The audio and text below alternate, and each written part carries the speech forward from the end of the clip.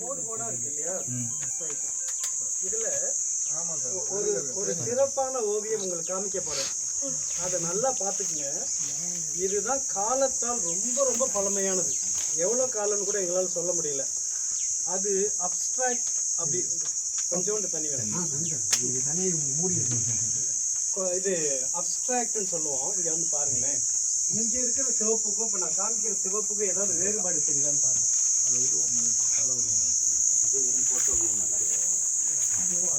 ஆசிரியரே சொல்லிட்டோம்.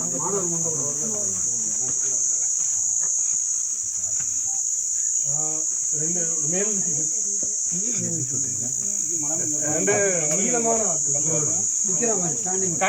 ரொம்ப டாலான பீப்புள்.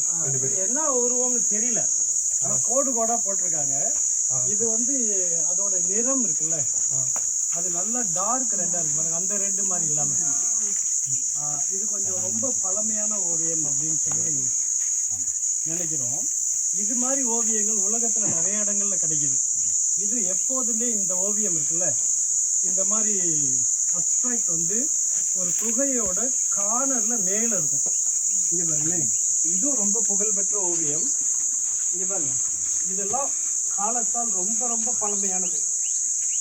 அந்த சிவப்பை பார்த்தாலே தெரியும். ரத்த சிவப்பு தெரியுதா? ரத்த சிவப்புன்றத விட ரத்த சிவப்போட இது இந்த சிவப்பு வேற, இந்த சிவப்பு ரெட் வைன் கலர். நீங்க அந்த தண்ணீர் ரொம்ப சீரியஸா தெரியுங்க. ஈஸியா மேட்ச் ஆகுது. அதோட இது அரக்குதுன்னா